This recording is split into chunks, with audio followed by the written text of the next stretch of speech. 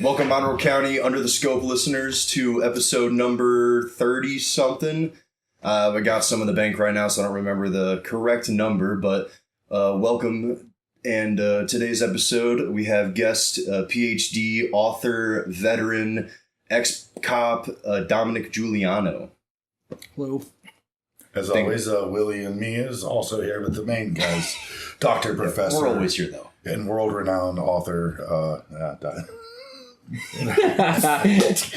pumping you up, man. Only like 10% is that's true. What do you got going on right now, man? I know, like we were kind of talking about, summer has kicked in, and you are... Where do you teach at? Maryville University. Maryville. We all were wrong. We were all... Well, yeah, you're right. Yep. We were all wrong. I'm a professor of psychology at Maryville University, and I'm a police psychologist and researcher and consultant with an organization called Red and Blue Solutions. We work with police departments to increase their retention and their resilience. Wow. That was very scripted. That was very professional. It could be commercial. Thank you. That's your go. Yeah, how long I stood in front of the mirror to get that right?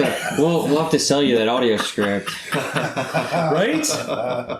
Just glad I got it right this time. Yeah, and you're one of the few guests we've had on. I think of only one other that wasn't born and raised in this town. No. You moved here 2011? Yeah, about 10 years. No. Damn, has it been that long?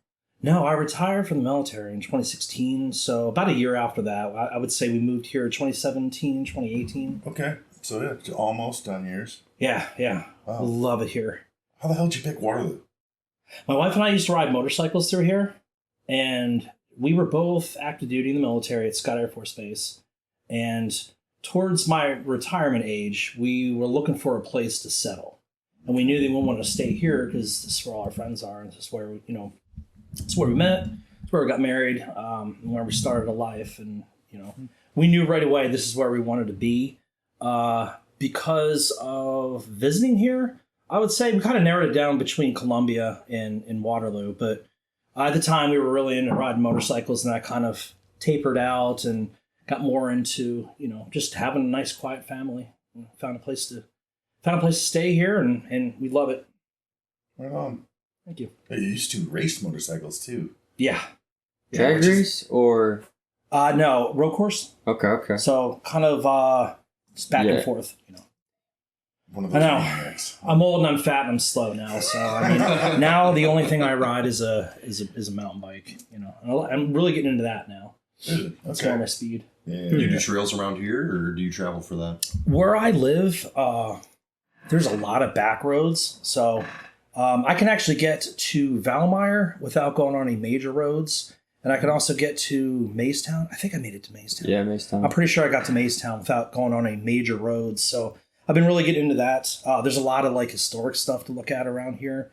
Other people may not find that as interesting, but I think it's cool. Yeah. Especially when I'm riding my bicycle by at like 5 miles an hour. Yeah, we were passing by Old Baum Church on Old Baum Church Road. Yeah, it's always a sight cool to see. Yep. You ever been back there to the cemetery? Yeah, a couple times. Interesting.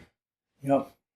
Yeah, there's a lot of local places like that around here that a lot of people don't know about. No.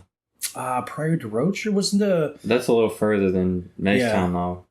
Yeah, I don't ride out there. Yeah, that's a pretty good I was just saying, that's an old school. What I should have said is I took my bicycle out to Prairie du Rocher and rode around. All right, you can ride out to the fort there. There is one person that I know that probably could ride his bicycle all the way out there. He was a priest at our church at St. Peter and Paul. Father Osang. He was huge into bicycles.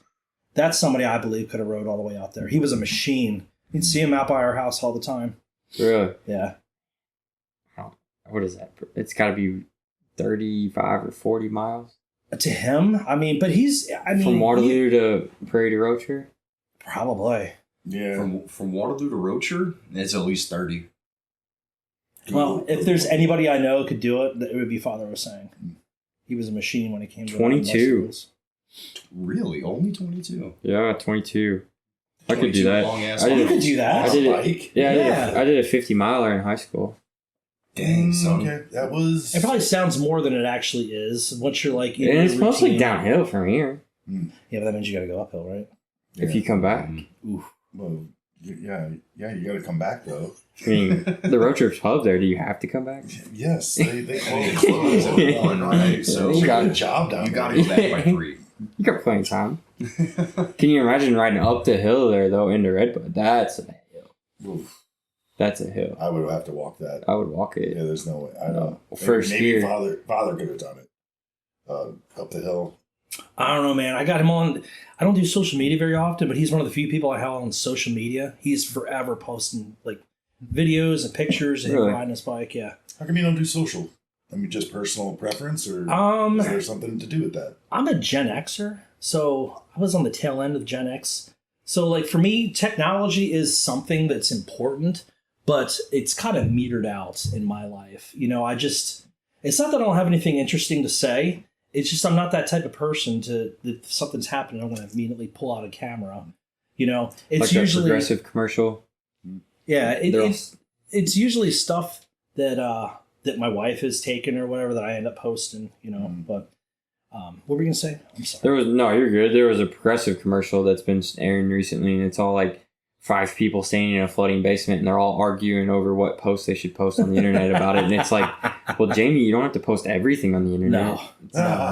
Yeah, it's pretty funny. No, I think social media has its place. I really do. But I think that social media is more, for me, I like seeing, you know, pictures of people's families and, oh, you got a new dog. That's awesome. You know, I think the negative aspects of social media are probably what keep me from posting more often, because the more you post, the more you're going to see, obviously, the more time you spend on it. Yeah, no, I feel you, man. I feel you. That's why I stay off of it too. Like TikTok, not on my phone. It's just same thing. Too much. Well, I dig somebody else, meeting somebody else that doesn't have social media on their phone. I don't have social media on my phone at all. I mean, LinkedIn is kind of social, but not really. It's more of a networking tool, I would say. Yeah. But for a while, I would say during the 2020 Summer of Love, it started to take on sort of its own animal, its own beast. So I'm glad that kind of tapered down, and it's more of a professional networking tool. Yeah, LinkedIn you're talking about? Yeah. Yep. There's another app, I don't know, Neighborhood, Yeah. something. I don't.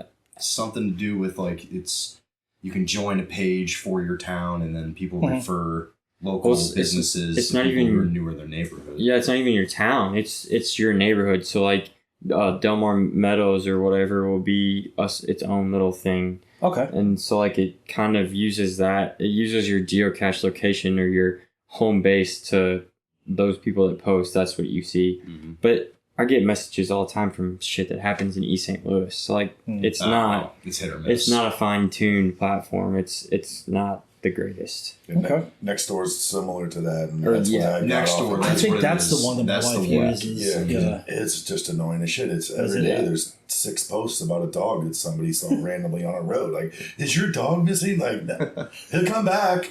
You don't need to see every missing dog in town. See, at the same time, I think that's what I miss about social media. Is every time I do go on there, it's someone, you know, talking about the most obscure stuff. Yeah. It's wild. Anyone hear that loud bang in town? Wonder what that was. They're building the Freddies. Or it's somebody posting about my wife left me, my dog ran away, my truck won't start, and everyone hates me. It's like, ooh, that's a lot. That is a lot. Man, I hope things get better. Let me go to someone else's page and, ooh, look, a new dog. I'm with you, though. If I didn't utilize it for my business, I would not be on there as much as I am. And I'm not really consuming.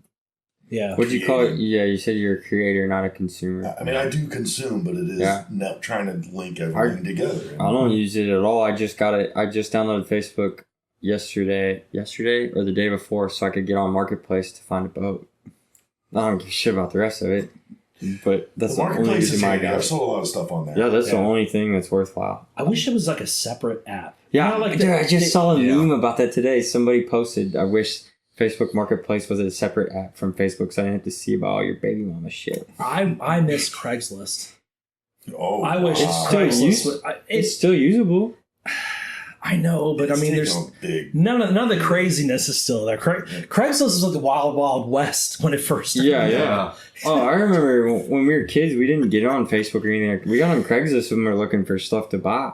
That's all we did. You heard stories of serial killers killing people off Craigslist listings. Yeah. It was crazy town.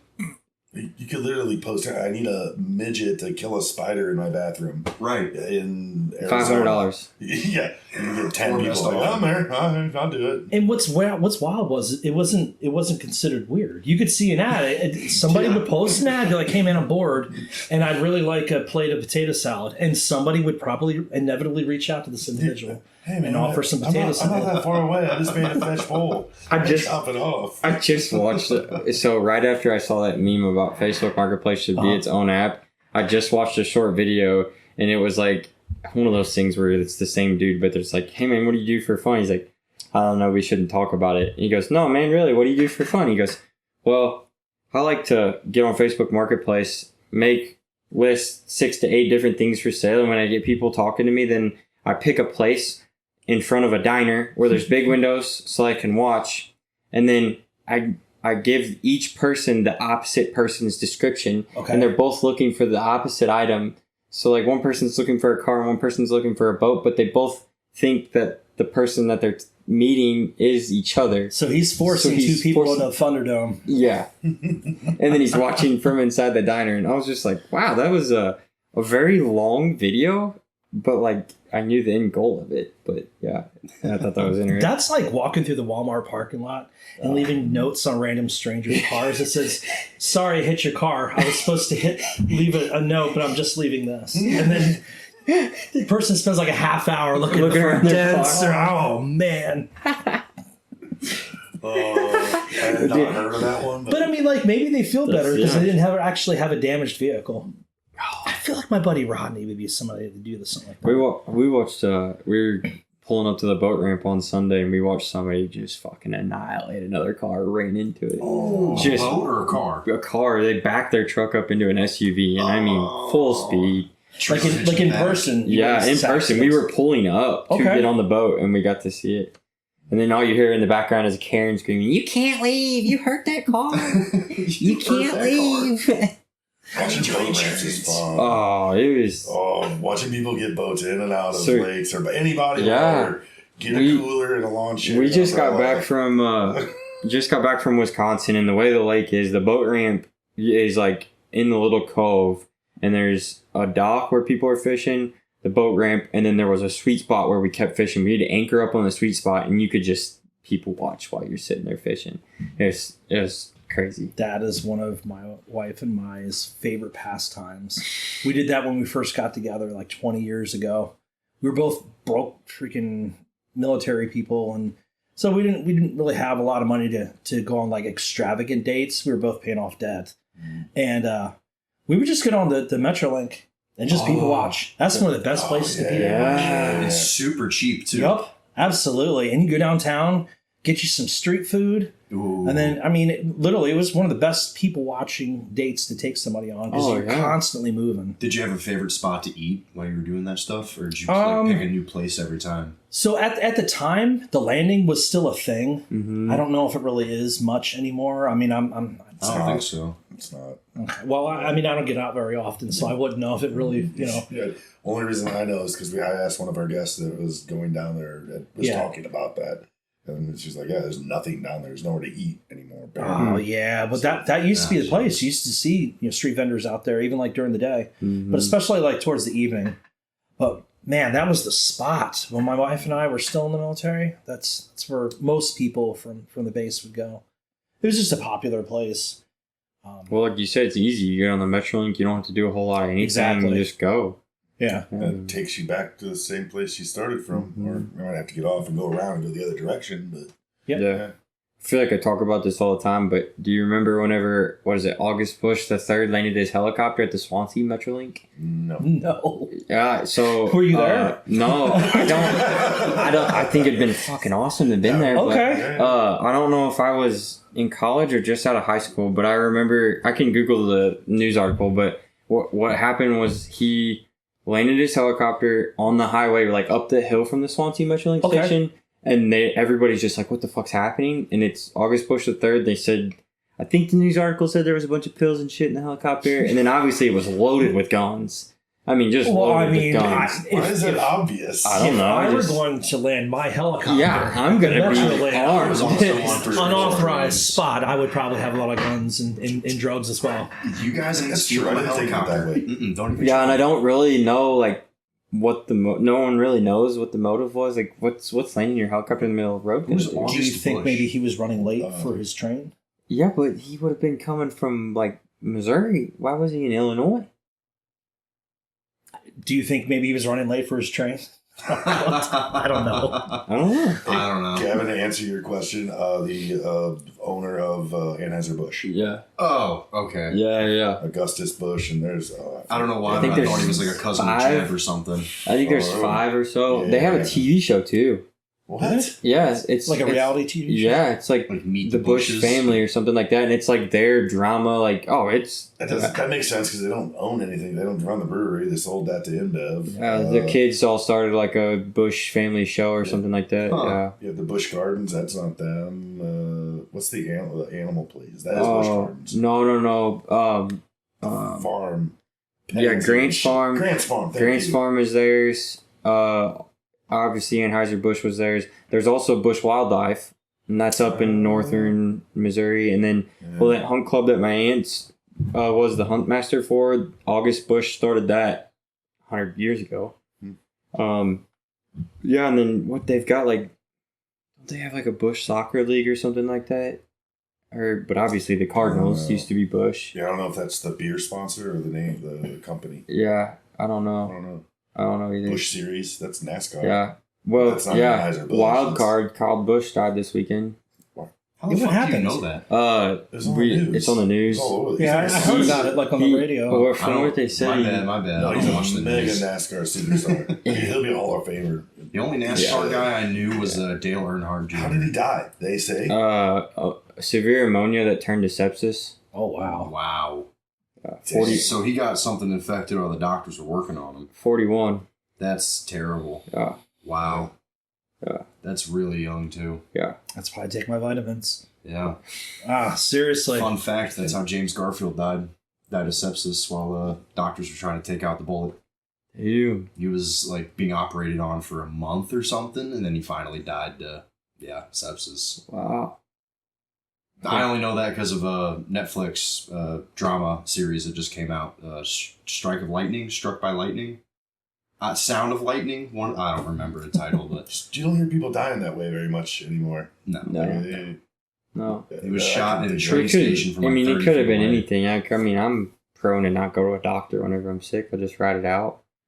I don't have health insurance. Yeah, he could have been doing something like I that. feel like not going to the doctor and just trying to ride it out is probably the number one cause of death in my stuff. yeah. I'm going to be straight up and honest.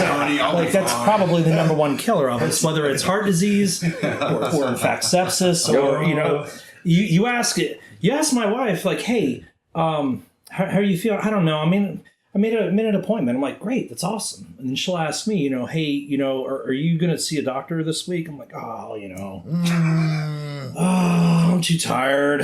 It's getting a little better anyway. Yeah, I mean, Okay. It only hurts on Wednesdays. my toenail fell off, but I mean, the toe didn't. So, I mean, Right. It actually feels better now. If it gets Yeah. worse, I'll go. it fits better in my shoe now. It's almost like we justify it, though. Right. Yeah, things are better. See, I didn't need that toe. Yeah, that was extra weight dragging me down. Right. Just hold me back the I whole can time. swim faster now.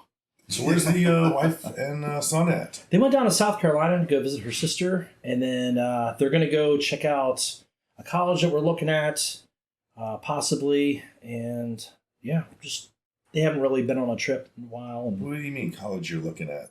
so my son is real excited about, my wife as well. All of us are excited about a university that he's looking at attending. It's called High Point University. Okay. We're kind of trying to put together a plan because neither of us were given a plan. We were just, I feel like when my wife and I turned 18, we were just kind of handed some cards and told to, okay, figure out the game, You got this. Yeah. So we really are trying to stay, stay realistic, but have some foresight and try to get our son thinking about, what. You're supporting the highway. Yeah. You're supporting the highway for him to figure out where he needs to go.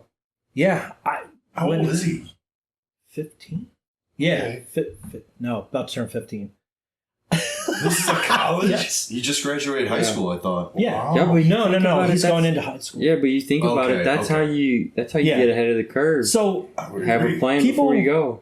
people that I've met that have done pretty well, they tried different things. They didn't necessarily have it all figured out, but they tried different things. And I think part of that is having some sort of guidance that kind of doesn't necessarily point you towards exactly what it is you want to do, but steers you away from things that you definitely don't want to do. You know what I mean? Like, Well, you don't- whenever you go to do something and you don't know that it's what you want to do, you have the support system to say, Yeah. "Oh yeah, well you can go this way." yeah, exactly. You know, and it's no big deal. Mhm. Yeah. So we've asked our son, a lot of different things that he might consider, and right now he's got his mind set on doing business law. He wants to learn Chinese and get into that. He's talked to several people, who have that career. He's talked to people like throughout his elementary school about how do I get ahead? How do I do this? And he's even discovering that. Talking to some of the people from his high school he's going into, and their greatest suggestion is keep trying things. Go check things out. So, in my opinion, we don't want to wait until he's college level, college age to go check out colleges. We want to start now, so that way he can decide, okay, well, I don't want to go there, or I don't want to try that, or that's something that just doesn't interest me anymore. That's the way we've been kind of steering him with a variety of different activities throughout his life. Oh, yeah. Just don't hear that, sadly, enough. In No, parents as no. well. That's extremely forethought. I don't know the right word for that. Yeah, I think what it was is my wife and I felt a little disenfranchised about the lack of information about college when we were younger. We both pursued things early on in education that we had no interest in. Yeah. So it was later that we had to figure it out.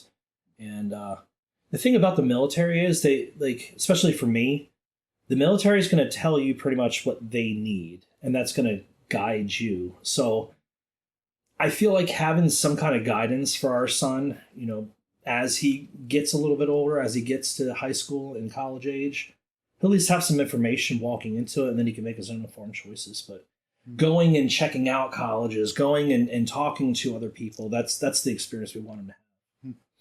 What you said your wife's family is down there, South Carolina, you said, right? Or, Yeah. Sister, Yeah. whole family, big family? They got kind of a small family. Okay. Yep. So, and the college is in that town. So, It's actually in North Carolina. okay. It's not too far from, I think, Raleigh? maybe. Charleston? Charleston is in Oh, South Carolina. Yeah. So I maybe Asheville. Asheville's in Carolina. North Carolina. Yeah. I went out there one summer for a jeeping trip. Yeah, I don't know anything. It's gorgeous. about Yeah, that. it's a It's pretty so cool pretty. place. Myrtle Beach. A lot of culture out there. That's all on the beach. I have though. not been east much. No? No. Yeah. Paducah, Kentucky. I've been there. Okay. That's not east. It's not east. Gatlinburg, That's Tennessee is the south. furthest east I've been. Yeah. And it's not really east at all. It's pretty. I mean, that's east. Eastern part of Tennessee, I guess. Never been Yeah. on the east side of the Appalachia. No, Okay. I think it's super cool that Devlin, is your son's name? Yeah. He's learning Chinese. Yeah. That's what Erin said when she was on the podcast. Yeah. I think it's super, super cool because it's going to be used more and more and more as China emerges as a global As they take over the United Superpower. States. Yeah, that's kind of the other, like, I think every parent wants to see their child do well.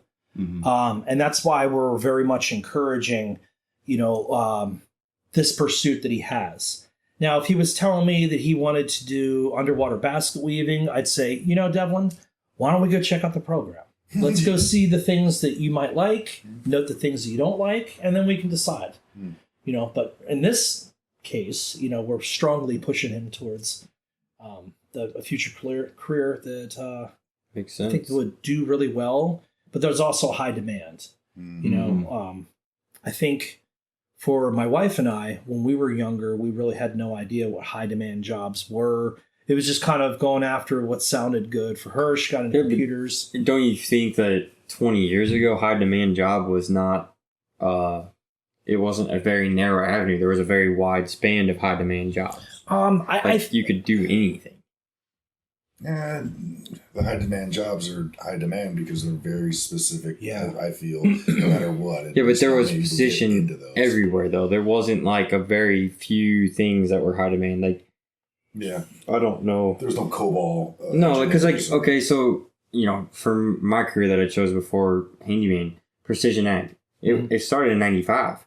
Well, I didn't graduate high school until 14. And yet they still didn't have a structure, and they still didn't have employees that even knew what it was. So it was, 20 years? They still didn't have shit figured out, but yet somehow it's magically a high demand position. So that's what I think the same thing, you and I are right around the same age. I think the same thing happened. I graduated in 98. We had the .com bubble. What was it? Was it called the .com bubble? Yeah. Where everybody was like, yeah, I want to be a web administrator. Oh, I want to, do internet and do this and do that. And now there is a demand for those careers, but it's not like it was back in the 90s. Yeah. Same thing with medical transcription. That was it. Pretty much automated. Reverse, like the trades. Yeah, was in .com. Wow. Was that when the trades went away? Or like people were going away from the trades? I remember the trades. See, I went to a trade school, Hodson Votech. I studied electrical work. Really? And all my teacher talked about was, if you become an apprentice electrician and you stick at this for a good 5-10 years, I mean, you're going to be laughing at all your buddies who went to college. And you know what? He's right. Yeah. He really is. Yeah. For me, it wasn't exactly what I wanted to do. And, at the time, we weren't engaged in any kind of military conflicts. But I know right around, the 2000s, I would end up in the military anyway. I just would have. Yeah. Yeah, because the trades are kind of making a comeback now. I feel like... But I don't know. Because AI can't replace it. Well, I felt like the trades never really went away. I feel like what it was people were led astray when it comes to the trades. I feel like the trades were given a bad rep because your typical thought of is what's promoted every day. From another thing too is the trades. I'm going to say this even though I'm in the trades, but the trades are rough around the edges. Yeah. But they're rough around the edges because they had the freedom to be fucking rough around the edges. They could do what they wanted without somebody saying, oh, hey, you need to cover up those tattoos on your arms. Hey, you can't smoke cigarettes while you're pouring concrete. Like, that's against the rule. Like, they were on that edge of literally they had freedom, but yet they still had to physically work. So it's like a weird... So, like, people didn't like the negative stuff. Yeah. But also they didn't realize how much freedom those guys actually do have, if that makes sense. Yeah, absolutely. Because a rain day, a concrete worker, hell, that's a vacation in the middle of the week. Like, think about different things that I miss my rain days. Other people don't get. I think also, like, as a society, the way that we view our jobs has changed a lot. Because it used to be, even like the 1800s, if you came from a family of carpenters, well, you were most likely going to be a carpenter because you were taught how to be a carpenter. If you worked in a family, your dad was a Boilermaker. That's a huge industry. Well, was. If you understood, working on boilers, I mean, that was huge demand. Now we don't have boilers as much anymore. Yeah. But it was one of those things where opportunities, I feel like, are limited now because we don't have the familial role doesn't play such a major part in people's career choices. Yeah. Except for farming, I would say. Okay. Farming stays in the family generation after generation. Well, that would unless make sense. They sell it. But they don't have to either, though. They can still go outside the farm. Otherwise, 100% right. I mean, you don't see that anymore like it was. But do you see that as is it the kids deciding that? Or is it the parents being scared to put their foot down and saying, hey, I'm a farmer, you're a farmer? What side of that? Not just for farming, just for all the family businesses out there. Like you said, like a carpenter. Well, I'm a carpenter, you're a carpenter. Is it the parents being scared to more or less burn that bridge by being too stern? Or is it the kids saying, screw you, I'm going to go play with computers? I feel like that there's a bit of both, but I definitely think that parents need to hunker down a little bit more. I really do. Because I feel like maybe 100 years ago, if you had all these opportunities in front of you, you would feel like a fool if you toss them away. Yeah. But now you look at the way some jobs are evolving. Like when I was probably 7 or 8 years old, I remember there was a phone number you could call. It was the Nintendo Power Hotline.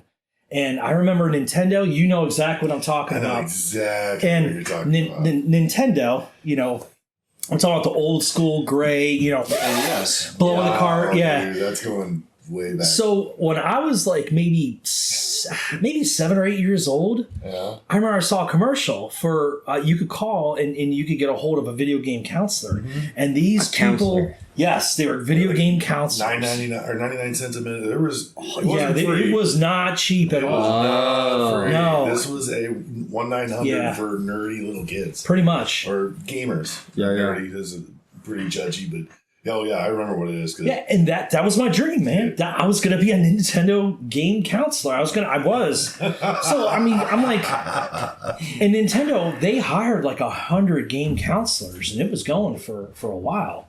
Okay. But kind of like that fad type job, it just went bust. Now everybody wants to be a YouTube influencer or a Bitcoin mastermind. Real estate. Everybody wants to come up with their own meme coin.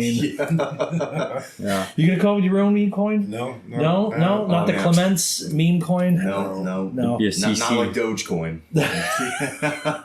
I will say I do like hearing. I don't, but I find entertainment in hearing in some of those stories about the rug pulls, the meme coin pump and dump. Oh, yeah. I'm like, okay, well, you knew that this was a Ponzi scheme. Yeah. Like literally, this meets the criteria of What was Ponzi that? scheme. Have you ever the Haktua coin? Yes. Oh, that's my what I was just gosh. thinking. Haktua Yeah. girl got She famous pulled for one all of it. video and promoted the cryptocurrency. Why and can't then just she pulled the pulled rug it? and raked all that money in? Yeah. Why can't I get caught saying something stupid on camera and blow up like that? Well, here's $1 your million. cup I of say tea. a lot of stupid stuff. No Well, one's I'm not recording willing. it though. I'm not willing to lose my job. Yeah. pretty important. Yeah. Very, Yeah. Yeah, I try to like handle my business the understanding that my bosses, many of them, might see anything that I say or do. So I try to conduct myself in that manner of the assumption. You can never go wrong that way. Mhm. This is your Try first year as a professor, right? Now this is I'm going into my so I completed 2 years. I'm going into my 3rd year. Wow. All right, Yeah. man. Time flies. Yeah, I love it. Maryville, I have probably the best boss in the universe. Dr. Peter Green. Hello. You're never going to see this, but Shout out. I don't know. Shout out. It might come across his shout Facebook out Dr. feed Green. Yeah, he in a reel. he more or less as long as I keep the idea of I can do anything as I'm teaching, as long as it would never be viewed in a negative light by my boss. If you were to ask me, okay, why did you have the students lined up in the hallway in columns and then have them, shouting random numbers? I'm like, well, it was a part of the exercise. Yeah. In reality, I was just having them go outside because it was a nice day. But like as long as I don't do anything off the wall that I can't justify, so I get a lot of freedom in the classroom. That's pretty cool. That's pretty nice. Yeah. And that's rare with teachers, especially at the college level. I feel at least. Maybe I'm wrong. I don't wanna put words in your mouth, but I have so when it comes to teaching, especially in college, you really have to convince the students to be there. Because a lot of them will pay their money and just make the assumption that, well, if I just turn in an assignment here or there, the professor will pass me. And while there may be some professors who are like that, you really have to you got to get them want to be there. So we do a lot of interactive stuff. I email, so I teach psychology, so I'll ask half the class to just slack off the entire class and don't say anything to the other half of the class. And they'll be like, why are these people taking phone calls while he's lecturing? Well, what I'll do is I'll get them to notice whatever's going on, and then I'll actually bring focus to it. Okay. Kind of like a live example. Exactly. That's pretty wise. I like that. So we talk. So you only like send an email to like 25 out of the 100? So typically, but typically the classes are right around 25 students. I'll email 12 of them. Hey, there's going to be 3 lines that I'm going to show you. I can't remember which experiment this was, but it was a theory, psychological theory, that explains why people follow what other people are doing. And what I'll do is I'll show these 3 lines. And ahead of time, I'll email like 12 of the students, hey, I'm going to be showing 3 lines. Choose the shortest line as the one that's most accurate to the middle one. And when I show the rest of the students, I'll show a short line, kind of a medium middle ground line, and a long line. And I'll ask them which of these 3 lines is the closest to the middle one. And usually they'll pick like the right one, but I'll have half the class picking the wrong ones. And so what we'll do is I'll point it out, and they'll actually change their answer based off of the number of people that raise their hand. Yes, and so that's how I show the principle. Yep. You can sit here and you can lecture to talk at people, or you can actually work with them through something, and that's kind of my approach in the classroom. Has your approach changed at all from your first year to now your third year? Oh my gosh, has it ever? I've had students walk out my first year. What? Yeah, I had no idea what I was doing. They just got up. See ya. Yeah, I mean, it's so nobody really prepares you for teaching college students. So I would teach a lot, like in the military. I would have like a lesson plan that we'd have to instruct, and being military police, you know that people are going to pay attention. You know that there's a strict structure. But man, these students, if you do not give them a reason to pay attention or a reason to participate, they'll just start one by one. They'll start staring out the window. Others will stare at the floor. One girl started a telephone conversation, and I was like, "Holy smokes, man! I got to get it together." I did horrible things my first year. I probably put. Like when you present something, you got to make it quick. You got to make it rapid. You got to keep people moving forward. Yes. And you can't do that by spending 5 minutes talking about something. Or if you show them something, you can't put like 10 lines of dialogue in there and a picture and expect them to really receive all that. I went and I actually talked to a senior instructor at the university, and she kind of sat down and explained things to me. And she's like, work in 3s. Okay, 3 things. Talk about 3 things. Okay, no more than 3 lines of text, and keep them 1 line. So if you're going to talk about a subject, simple green. If you were to have a slide about simple green, you would say in 1 line, simple green goes on the second shelf. The MSDS, Material Safety Data Sheet, is located here. Simple green is used for cleaning. It's a cleaning supply. And that's it. Okay. Now, you would have those lines of text, but you wouldn't read them verbatim, and you wouldn't go on and on. I would despise professors who would read it verbatim. Oh, you would have despised me my first year. Dude, what's blowing my mind is what's blowing my mind is the way that he has learned not to teach. Yeah, is exactly how I was taught in college, and that's the reason why I literally didn't give a shit. Yeah, I mean, it just sucks because you can't pick up pages and pages and pages of PowerPoints of information in 45 minutes. You can't learn that. Yeah. It's really, there's almost like a mathematical equation to it. When you speak in front of somebody, don't spend any more than 15 to 20 minutes talking, because after 15 minutes, you're losing them. Same goes with keeping things moving. Okay. Like in a classroom setting, there shouldn't be downtime. The students will go use the bathroom when they need to. The students will do this or that as they need to. Yeah, but if there's no downtime, then they're inclined to go before or after. Yeah. I found keeping things moving, having a plan. Don't waste any of their time. Yep. That's a big thing. When you talk to a student, you gotta that was the best way for me to put this. I try to take them on a journey. Okay. I'm just your guide. It's up to you to experience this. Yeah. And so I've had a lot better reception from the students because I'm not talking at them. I'm kind of talking them through things. Yep. So I teach an organizational psychology class. So a lot of these are upperclassmen. They're about to graduate. They're seniors. They're about to take that bachelor's degree off and go do things. So I can sit there and talk to them about like theory. I can talk to them about this or that, or this person, published this paper, or I can actually talk them through what it looks like to perform change management, to perform consulting, to look at what the problems are, And once you get them actually getting hands-on, they're more apt to pick up on what it is you're talking about.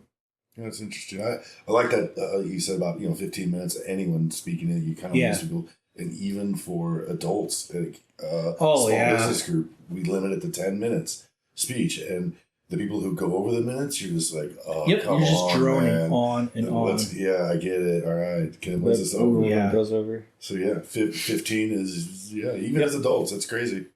Yeah, what we've seen when I was try not to sound old when I say this, but back in the day,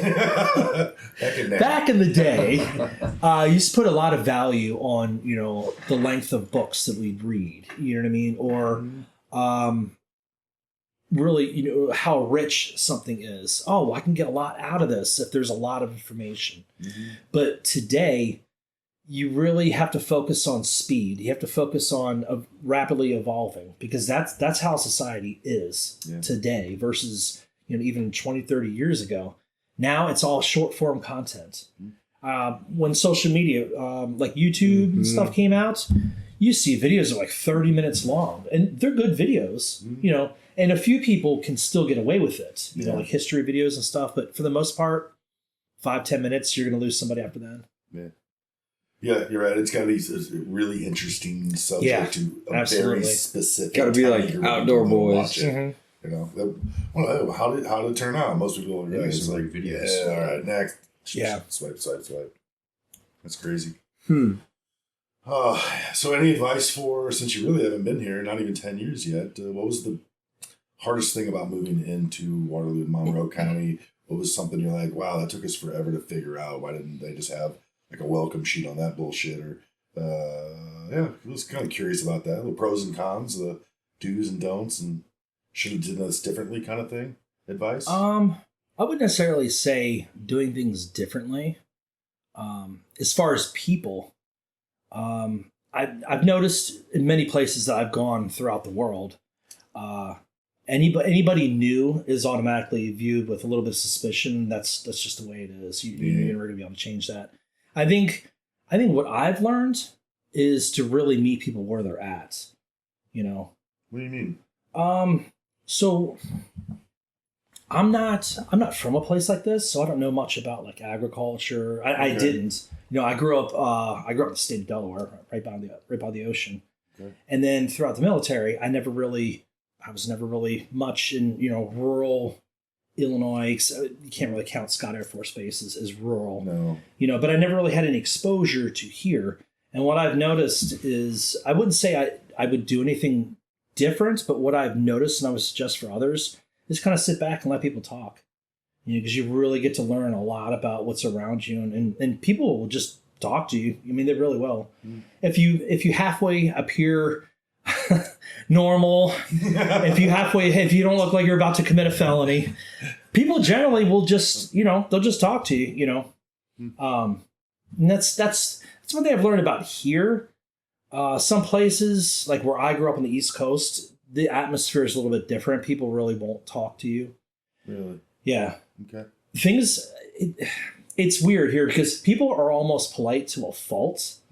Where we take like 10 minutes to say goodbye. And you know what I mean? Gosh. Like the East Coast, if you ask somebody, hey, how was your day? They'll be like, are you about to rob me? Like, I'm not kidding you at all, man. Hands on the holster, getting ready, like, oh, yeah, it's here. Maybe I don't need to go to the East Coast. So you guys are talking me out of it now. That sounds. I mean, it's not bad. You just got to know what you're getting into. I mean, high crime, very very fast traffic. You ever? Okay, so you haven't been to the East Coast. My grandma's been in New York City though, so I know a little bit about the traffic up there. You know about New Jersey? I watch a truck driver that live streams from Jersey every single day. The amount of people that are dumb on the highway, you would lose count. I kid you not. Like, so when I joined the military, my first duty station was in California. Wow. And people were like, hey, when you go drive out on the roads, be cognizant. I mean, this is California. People in Sacramento, people drive very fast around here. When I got out on the road, I'm like, this ain't even as bad as Jersey. Holy shit. Yeah, you get to a point. If you ever visited Jersey, It's the rest bad. of your life, you will compare drivers to those in Jersey. It is nuts. Okay. Yeah. I mean, I thought Mexico was pretty. Let's just say sketchy, too. the shoulder is a new passing lane for Yeah. some of them. Oh, Red lights are kind of a suggestion. Right. optional. It is illegal to make a left-hand turn. I am not kidding you. Wait, they do it anyway. They have, well, they do it anyway, yeah. They have arrows that go They have straight. these jug handles where you make a right, Okay. and it's the oddest thing when you see it, but when in Rome, do as the Romans do. All right. So, So- you like, okay. Yeah, so there's no left-hand turns, and I don't know why. It's because they're all idiots. They're going to hit each other if they don't stop at stop signs. Well, I mean, it is How- Jersey. Wait, how do you not have left-hand turn? Are you serious? I'm being serious. Yes. It's a heart Yeah, but attack. Like, They think call about- them junk handles. You cannot turn left. Think about the How do- same how way do they're you- wanting to do Route gotta 3 go where they're around. making those J turns. Yeah, they have like these roundabout things. Yeah. Where you go off to the right. And you go all the way around. Correct. Okay. And it's the Wait. weird- There's one in St. Louis, like where you go, so you go down, and in order to make a left turn, you go down and it Y's out, and then it comes to a light, and then that light changes, and then you're allowed to go across, or you go back left. Okay. St. Louis has that in some places. Now imagine that's happening and everyone's angry and they're on drugs. Whoa. Welcome to Jersey. Boys and girls. Right. Maybe that's Go. why. Maybe that's why Jersey Shore has so much attention.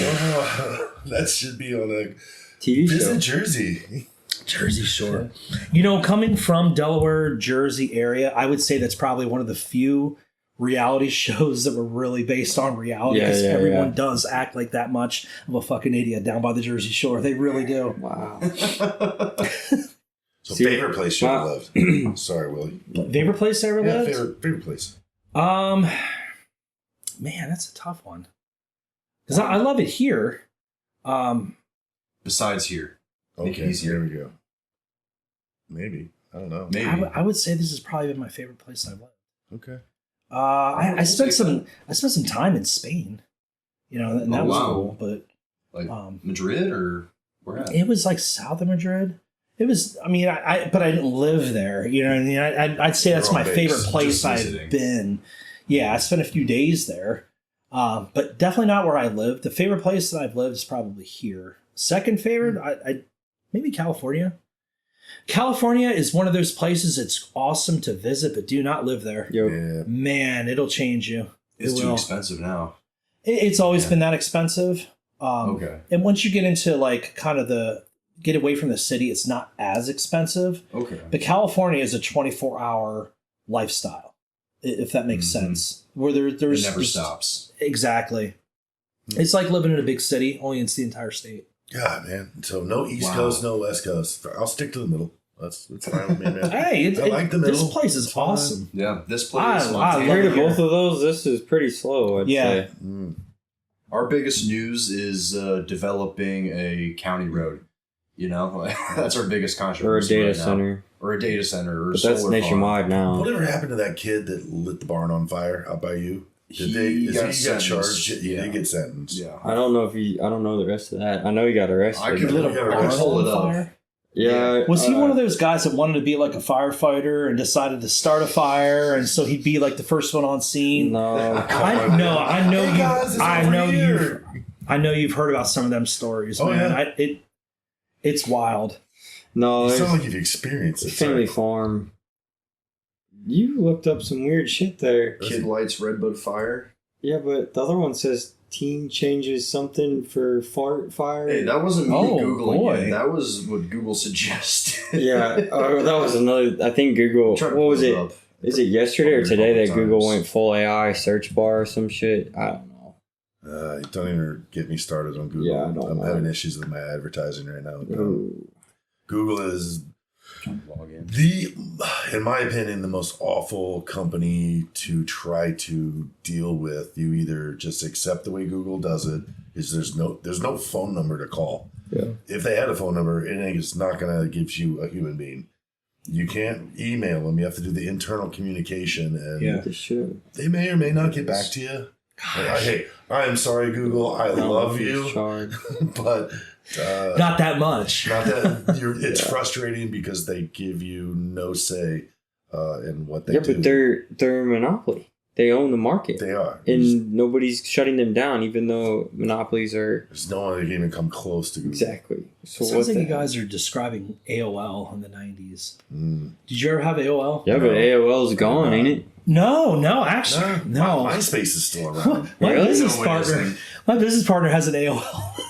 Every time I email her, I call her AOL. AOL. No, do you remember AOL? Like back in the 90s, it would make that crazy dial-up. Yeah. Yeah. I had dial-up. That was AOL. Yeah. I just didn't really realize. Do you remember trying to quit AOL? No. Do you remember trying to cancel AOL? No. Oh my gosh. No. They would have you like call another number, then they'd send you an email, and you have to verify. They do whatever they could to make you not quit AOL.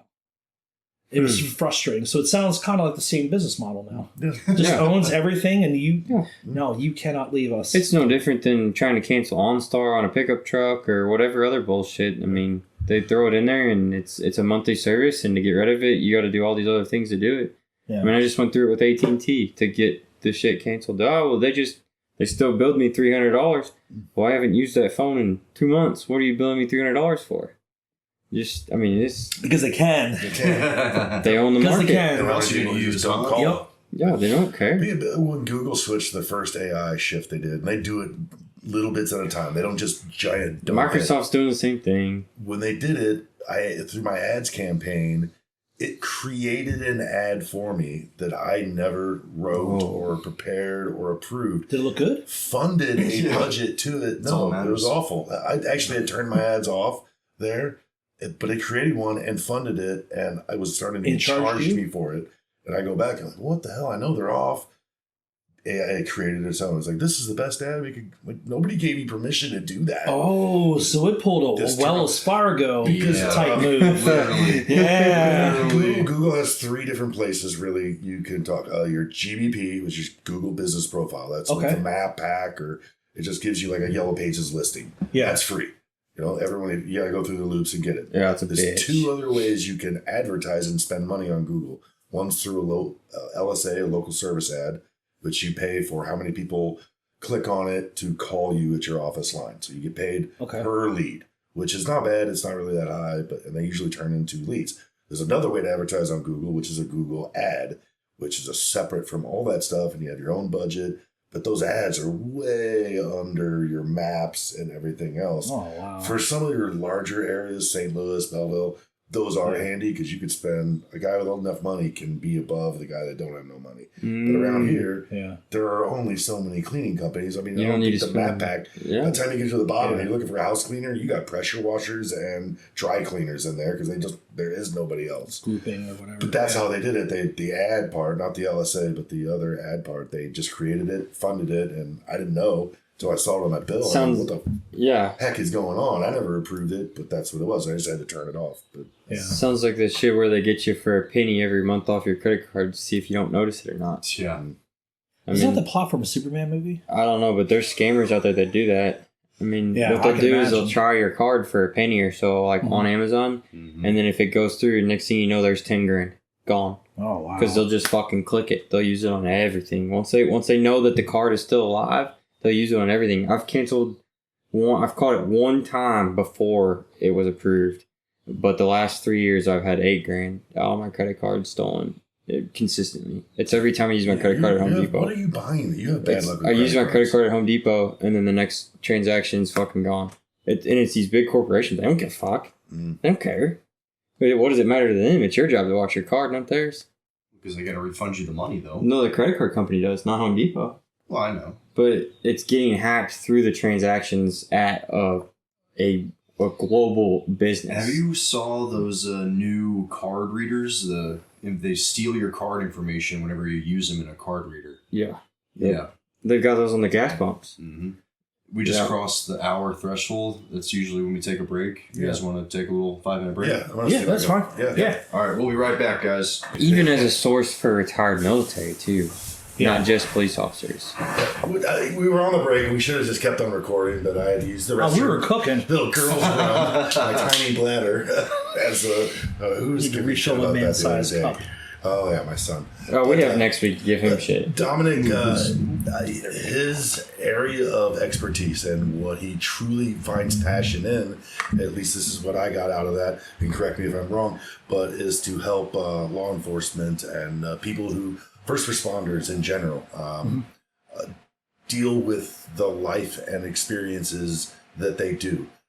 So did I get that wrong, or did I pretty much. That's the gist of it. So Red and Blue Solutions is the consulting company that my partner and I started about a year ago. We're slowly growing. We're slowly getting our feet wet. Right now, we're in the process of following an advisor. So what a lot of consultants do when they first finish school. I finished school about 2 years ago. And so I kind of went out on my own, got my teaching position, and been getting into research. But my partner and I took on an advisor, and he's been pushing us into really exploring, what services we offer, what our niche is. And our particular niche is officer retention and officer resilience. And so what we do is we're working with police departments to take a look at, okay, what are programs that exist within your department, or even your county or state, that exist to promote officers entering the career field? Okay. What are some caveats to it that we could address? As far as officer resilience, there's programs that are keeping officers strong mentally and physically.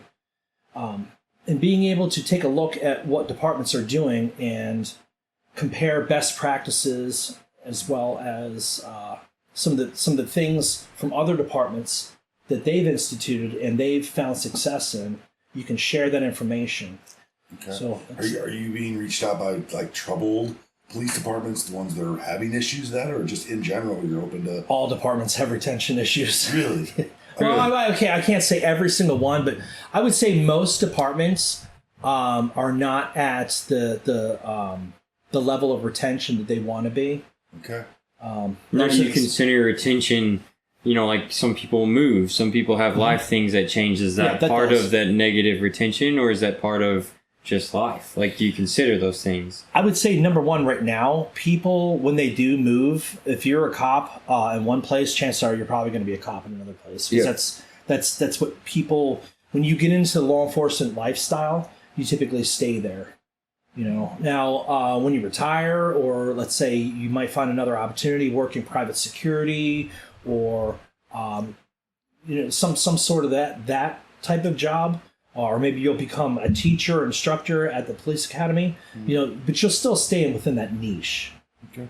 And you feel like you found that niche, or that niche found you because you were police department. Say that 12 times. I would say, really. Niche. So is that why, do you think? I would was say, it conscious or non-conscious, or just happened? I would say both. But I would say it more found me than anything else, because I was in a high ops tempo unit in the military, and I noticed that people, when they get burnt out and they would go and ask for help, one or two things are going to happen. You might actually get a good supervisor. You might get a good commander, or somebody who says, yeah, okay, I understand. You've had this happen, this took place, and let's get you taken care of. Let's get you moving forward. Or the other is you get judged. You better man up, or you need to do this, or we don't have the manning, for to give you the time to go and get taken care of. So bringing to light some of those issues was something that I thought that I wanted to do when I was in the military, because these things were occurring, and it was when you're a part of the military, you have an obligation to keep mission focused, to keep work focused. Okay. There was this thought that, we got all the time in the world to address all these other issues, but let's take care of the mission now. Let's get the work done now. Push it back. It's fine. Exactly. We'll deal with it later. Yeah. Typical man thing to do. I mean, it's just it's the way we are. It's any paramilitary organization. Especially police departments, or in security. even as fire departments and EMS, the focus is we have got to get the job done now. We only have so many people to get it done, and we don't have enough time to take care of ourselves. So how do you get people to think about that? Well, when I was retiring from the military, I noticed there was a lack of that. And so when I was trying to figure out what my next career was going to be, what I was going to get involved in, I thought, I need to take the opportunity to make some changes, to try and do some things better. I've had a lot of fun in the military, but now I feel more of an obligation to leave things better than the way that I found them. So that's how I found my niche. I think a lot of people go through that. Yeah. Yeah. I think it's actually the Park Service's motto: "Leave things better than when you." Yeah, absolutely. No, it's a Boy Scout thing. It's leave no trace. That's a common thing everywhere with the outdoors. Yeah. Is leave no trace, but leave things better than they were when you. Yeah. I try to do that. Whenever possible. It's just it is a. I don't say it's a weird niche. It's just a niche because of the lack of communication, for the reasons you just pointed out. Yeah. But if you don't address the people who are in charge, if you don't change the way they're thinking, you can tell all the new guys what you want. It doesn't matter because they're going to get the reaction from their supervisor when they say, "Hey, man, I just saw that horrific body got accident. Can I do a desk for a week and suck it up, you buttercup, get back out there. It's just a head, like." Those are the people that more need the education, you feel, or all over the board, across the board? Is it the real high ups? Do you think it? Well, so here's yes and no. Okay. So here's the difficult part of it. When you are in an organization and you are promoted through the ranks of that organization, and you've done things a certain way, people typically will continue to do these things. Okay, if I've got, if I give this input, I'm going to get this output. But unfortunately, we have a tendency to change, and no one person is always looking for their mistakes. They're looking for the things they're doing well, and so it's hard for people who are doing well to get together and figure out, okay, what are we doing wrong? Does that make sense? Can I go on a tangent for you? Yeah, go for it. The exact situation happens in farming. Okay. When your grandfather has been farming for 100 years, they're doing everything the same, and they're showing progress. They're showing good results. Yeah. But when the kid goes to college and learns something, hey, we can tweak this, hey, we can tweak that, there's a negative thing about them coming back to the farm and saying, hey, we should adjust this, because the father also, we've done this for 50 years. Why do we change it? Because they're in the role they are because they did it the same way for 50 years. Yeah. So it's kind of the same. It's different, but it's the same of, hey, we're setting our ways, and these are the, we're looking at the good before we're even going to try to adjust the bad. The other thing about having a consultant come into like a police department or a similar organization is, no matter what, that consultant's going to be looked at as an outsider. That consultant's there to do one job, okay? Talk about the things that not everybody can talk about. Talk about the things not everybody can discuss. And then you know what happens? Yeah. You know what happens? No. Afterwards is they go home. So the person that brought up all these things and created drama is now no longer here. If you have somebody internal to that organization that's responsible for bringing up the issues, bringing up the problems, well, now you have a troublemaker. Even if they're trying to do the right thing, even if they're trying to, do good things, anyone that kind of pushes against the flow that's been established for a length of time, that for all intents and purposes is allowing things to continue forward. We've got people going to work, we got calls that we're addressing, things are great. Well, if you bring up the negative aspects of it and you're internal to that organization, that kind of doesn't go away. If you bring up, well, we could do this if so-and-so would change this and this and this, well, people take that personal. And that feeling of, well, now I can't trust this person because they're, second-guessing what I'm doing, that doesn't go away, and it creates animosity. So when you bring in an outsider who can say, here is an objective opinion about what's going on, people can look at everything that I say and be like, you know what? This guy's an a-hole. I'm not listening to anything he just said. And they move on with their lives. Yeah. And no one's, Dominick's not here anymore. Now we don't have anybody to be angry at. But if you had somebody internal that was responsible for bringing up what the causes of certain issues were, and not everybody agreed on that, now you've got a quote-unquote bad actor, depending upon how you see it. Does that make sense? Yeah. Huh. So Yeah. if we had more people when I was active duty that would come into our unit and bring up the fact that people were working 16 plus hours, during certain operations, and you have somebody be able to look at, hey, maybe we ought to not have somebody carrying a gun for 16 straight hours, performing their responsibilities, but that would often take place. And I'm not going to say, I would say more often than not it was justified because of what was going on. Yeah. But there was really no opposition around to say, hey, maybe this isn't a good idea. And then you can only imagine, a human being awake for 16 hours on shift, alert, doing stuff for 16 straight hours. They might make some mistakes. Yeah, the laws are in place to let truck drivers do that. Oh, absolutely. I don't know what the law is, but 10, 12. I think it's 12. 12 on the road or Max. something. Yeah. I don't know what it is, but yeah. People Just cheat it things. all the time, though.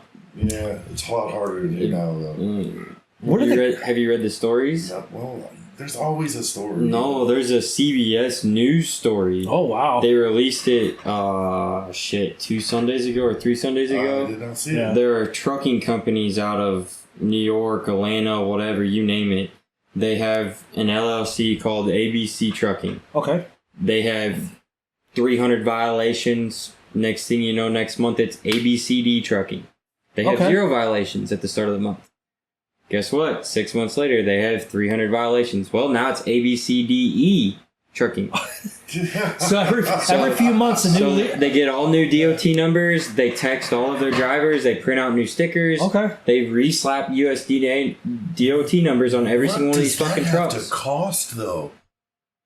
You're not paying for. All you're doing is they're literally doing it with a piece of paper and duct tape.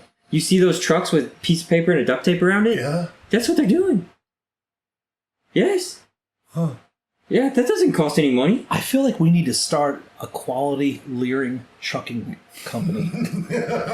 Yeah, but the thing is though, these drivers, they don't speak English, they don't have license. The trucks are all on violation. Let me tell you something. And it just keeps going. The trucking companies are actually now legally can be liable for foreign workers' accidents or whatever. Yeah. Before, they couldn't be liable for it. Yeah, because it was all in the driver. That's why all these companies were hiring foreign people. Yep. So they wouldn't be liable for all that stuff. And now they are liable. You see a lot of them being fired and they're just kicked out of the workforce. Wow. Yeah. I mean, you still got to pass the insane, CDL test, and that's not that easy. It's not easy. It doesn't look easy. It's not easy in Illinois. I've never driven an 18-wheeler, so I don't know. It's not easy. I haven't even driven a trailer. It's not easy in Illinois anymore. I wouldn't trust myself to do it. Why just in Illinois? Because Illinois changed their laws a couple of years ago. I think 2 years ago, where you have to go through a class and sit down at a college, and it costs almost $20,000, I think. Yeah, the hardest part is the hazmat test. Yeah, I would say. hazmat's hard. So so we don't have licenses in the military. We have ratings, so vehicle ratings. Okay. And you pretty much have to go through the same stuff that you would, of course it's in the military, so we do our own half-ass thing. In-house. Yeah, but you still, you've got to, you got to sign off on stuff, and there has to be some sort of tracking measure. But I would say probably the hardest part of operating a large vehicle is passing the hazmat test. Had you had to do doubles? What do you mean? Like doubles, like double trailers? Oh, no. See, hazmat and doubles comes with anhydrous tanks. Okay. So I've had to have that. No. I mean, I've driven a semi. A lot of the trucks that we'd operate are just loading down with explosives, and you had to have that certification. See, like in order to anhydrous, transfer anhydrous would be a hazmat. So you have to have hazmat and you have to have doubles, because anhydrous tanks you pull in wagons, you pull in doubles. It's insane. I mean, it's. Do you have a CDL? I don't anymore, no. Okay. But yeah, I did. Yeah, I used to drive a semi truck. I used to haul grain from Pygmyville to Shawneetown. I hear that's a good life. Oh yeah, as long as somebody doesn't pull out in front of you. Well, okay. Yeah. Jesus, that went downhill quick. Yeah. Holy I mean, You know you're right, Willie. That would be At dangerous. least there's a lot of off the wall shit. That's why so These rabbit holes are notorious. Yeah. we want to give him his own segment. They're so freaking off the wall. so I'd be a part of that segment because I feel like we could really do something with this. yeah, really go down a Midwest tornado. Dang. No. Maybe that's what the name should be. Willie's Midwest random tornado. segment time. Anyway, so in Kentucky you can drive a semi without a CDL as long as you're within 100 miles of the farm and you don't cross a river or any main state It's lines. a pretty wide area. Yeah, right but there. so like I learned how to. Yeah, but Okay. I mean, No, I'm it's saying mostly back roads. that's awesome. Yeah, it's a pretty good flex system, but Illinois, there's money in it, so they want to charge you. You got to go to school, blah blah blah. I mean, that's all it is, really. I thought that was just standard practice. No, so it's not. It used to be state regulated, and then it turned federally regulated. I think in 21 or 22, to where each state had to like organize basically. But I mean, there's still where you can get federally a commercial driver license is federal. There's still where like I remember talking to a buddy that he got a DUI in Kentucky. Okay. Got an apartment in Evansville. Got a new driver's license with a new address. The two states didn't talk to each other. And State hopping. rock and roll. Okay. I mean, so the states still don't talk to each other. Yeah. And we're in 2026.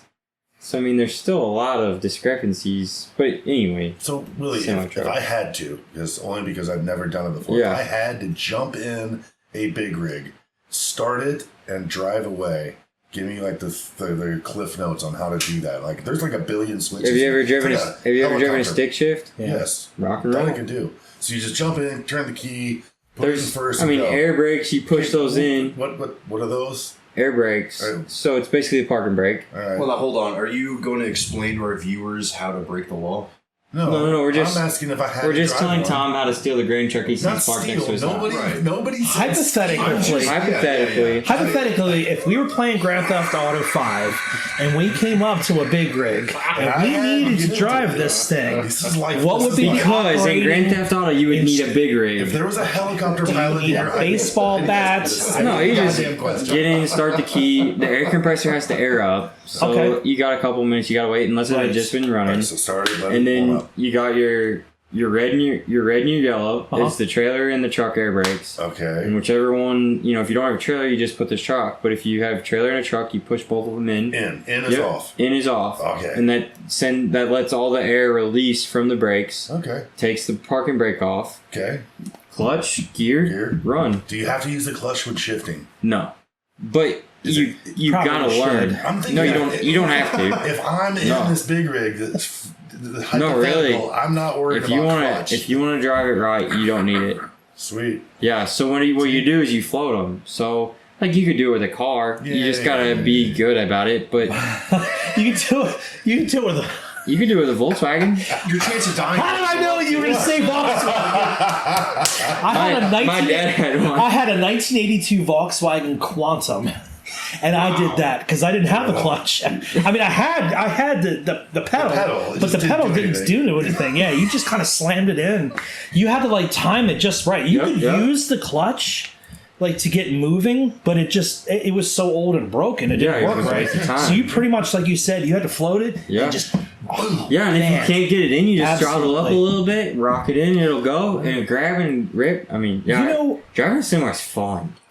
It is so much fun. It looks fun. It is so much fun. You ever taught somebody to drive manual? I mean, it's kind of a lost art now. Yeah. That is one thing I miss about the military is the best vehicle to teach somebody to drive manual transmission is a military vehicle. Yeah. Because when you break it, you can, hey man, this thing's broke. They'll give you a brand new one. Yeah. Well, it won't be brand new, but I mean, yeah. And they're a lot harder to break as well. Those Toyota, 100%. okay, so all the jokes about like Middle Eastern military and the Toyota trucks is 100% correct. Really? These things are made of iron. They are bulletproof. Yes. But they're so simple. They're these little Toyota like Hilux or Toyota. Yeah, Hilux. Is that Toyota something truck. Yep. And it is the leading vehicle of Middle Eastern terrorists. I shit you not. Have you ever seen Because that? they're so rudimentary. They're easy to work on. Oh, you can mount a machine gun on the back very easily, you could deliver milk, or you could deliver a machine gun. Same thing, man. These trucks are bulletproof. Have you ever seen the Facebook thing that went? Shit, this was like 5 or 10 years ago, where the somebody's like Bob's plumbing truck showed up in Middle East. Oh yes. The guy fucking sued whoever he sold it to. Yeah. So this dude's truck, I don't know if it got stolen or sold, or it's something. It ended up in the Middle East, and what they do is a lot of times when they'll steal the trucks or whatever, they'll just spray paint sand or like a light tan or whatever, and you could see on the side his Bob's Plumbing or with whatever his phone number and and he was so pissed. But who are you going to sue? Yeah. You going to sue ISIS? Good luck. She was Bob for not taking your name off the side of the truck when you sold it. They probably don't have a lawyer to counter. Which truck was it? The Bob's Plumbing does. Yeah. Dude, that's freaking... But yeah, those trucks are bulletproof, man.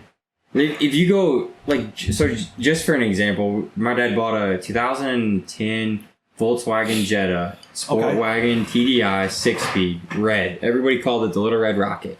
Because it was going 80 miles an hour or it was parked. Like, there was nothing else. Like, it was 80 miles an hour or 0. Yeah. Well, it was bulletproof. Okay. I mean, Dad drove it till 300-something thousand miles. Well, then they got caught with the emissions thing. And so then he had to give it back. Yeah. But they bought it for the sticker value that he paid for it when he bought it new. So, 300,000 miles. I think he got his money's worth. Oh, hell yeah. So, I mean, we all learned how to drive on it. That's what we drove. I mean, that's how I got out, knock on wood, my first speeding ticket and all that shit. But, yeah, I mean, it was bulletproof. I mean, we've never had any issues with it. I mean, but it's German. I mean, same with the Toyotas, though. The Toyotas do the same thing. The Toyotas are so simple. Like, everything is designed simply. Like, literally. Like, when you open up these trucks... You ever try to change the oil in your Jeep? No. And, okay, well... any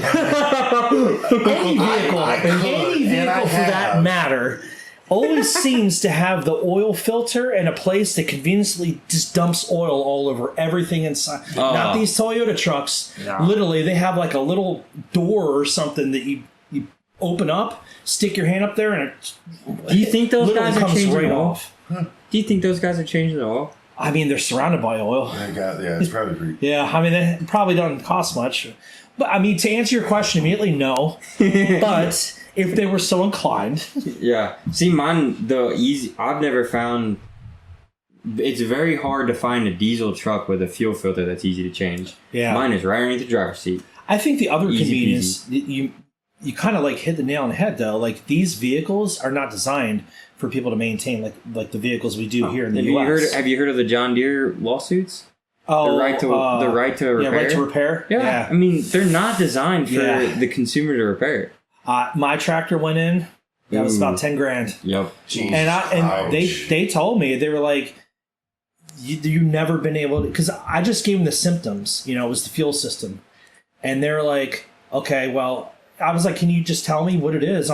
Fix it. I know I'm a pretty handy guy. Yeah, I mean, I can repair four-stroke engines pretty well. I mean, I can't.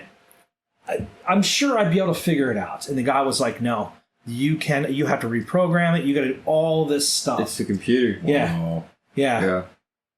I did the same thing with my aunts, and the hydraulics wouldn't work. Mm-hmm. And they're like, yeah, we're going to have to take it apart, blah, blah, blah, $150 an hour. I said, yeah, it's fine. It just snowed 6 inches. I'll take it apart. Yeah, exactly. It was a $35 part. I've got a barn. I can disassemble as much as I need. And the dude up at Navi was like, no. You don't understand. Yeah. Not the way that this tractor is designed. Unless you got a computer that reads it, you ain't gonna be able to fix it. I'm like, okay, that sucks. Yeah. That was before he told me it was $10,000. Wonder why. Whew. Damn. No, I used to work at an equipment dealership, so I've been through all that. I know that puzzle. Yeah, but I mean, know too much of it. Hey, I mean, shout out to Navi. They got it working perfect. Yeah, and they delivered it to my house. Novies. Novies. Nobies. Oh, how you say Nobies? it. Yeah. Okay. Side Instructor and Nobies is their new name. Oh, Nobies. Nobies. Do we have to say the side Nobi. stricker part of it? No, we don't have to. No. Because we live in Monroe It's a really County. long name. We live in Monroe County, so we don't have to say that part. Just Oh, is there like a law? No, I'm kidding. I'm probably going to get backlash Yeah, for I this. mean, we're going to get flagged off of YouTube Come on, now. Nobies started in Waterloo. We're allowed to call it Nobies. All right. We don't have to say the Side Instructor part. Side and stricker. No, Dominic, do you want to shout out your books? I think you came out with a new one earlier this year. Yeah, I wrote a social psychology textbook. Another. Okay. It's just my textbook. Just in your spare time. Okay. Well, I mean, my boss was like, "Hey, you've been teaching us for a while. What would you do to improve the program?" I was like, "What do you think about me rewriting this textbook? Because there's just so much fluff in here." He's like, "Well, I wasn't thinking that drastic, but I mean, show me what you got." And What does rewriting it do? What's the difference? So textbooks, there is I think there's like a transition that's going on right now as far as textbooks. Textbooks used to be like 300-400 pages, and the promotion was it's got all this information, anything the student would ever want to know about what's being taught. Mm-hmm. And my issue was that exactly. I'm like, these students see a textbook that's 300-400 pages, they're not going to even read one. Mm-hmm. If they see a textbook that's maybe 175, 180 pages, they'll think, okay, well, there's a lot less fluff in here. As human beings, we try to do things as quick and as efficiently as we can. So I reference my book more than I read out of it. I don't try to take anything, word for word. But also, there's a plethora of information that's out there for students to reference if they want to. And a lot of times, really, we're moving so quickly when we're in class, we don't have time to go over this theory, this theory, this theory. So we really need to have a quick reference, and it's So that's what I wrote. It's put together. Is the barn built yet? Oh, my garage! No, that thing ain't. I haven't driven by your place in a while since the egg guy stopped selling eggs. I know he's got chickens. I can hear him. I haven't been there since the siding melted off. Oh, wait, Yeah. That's another story, right? Too. Yeah. Is there any? Are there any? Lit on fire in your place? Are there any other tragedies that I've experienced in my life you'd like to bring up? We're going to start with those and work our way down. Let's start with the garage because it's been okay. You just got busy, I know, but Yeah. it's still concrete's there. Yeah. But yeah, it's been there for a while. Just pause. Is it? Yeah. I mean, I is park what my it mower is. on it. Right. I've got a big parking lot. It's got a drain in it? I mean, that's worth something. Now so we wanted to build that garage, but we had a series of unfortunate events take place. $10,000 tractor. Well, and then there was a tornado that hit my house. Oh, that's right. And then my car caught fire. I mean, it was, and you know what? Tornado hit your house? Wait, start at the beginning. It's an epic adventure of the tragedies that this guy's accumulated in the very short Well, I amount don't of time. want to advertise this if you don't want to talk about it. It's just it's a funny coincidence. It's funny now because it was just. Go ahead. I'm sorry. That's it. What's what? No, Tornado. that's Twice. the only tragedy you're leaving out is I was never breastfed as a child. That's that's what's wrong. Yeah. I don't know. I don't think any of us are breastfed. Maybe that's why we're so fucked up. I'm not fucked up. I just wasn't breastfed. I'm not sure if I was or not. Yeah, I don't know if I want to ask that I question. definitely was not.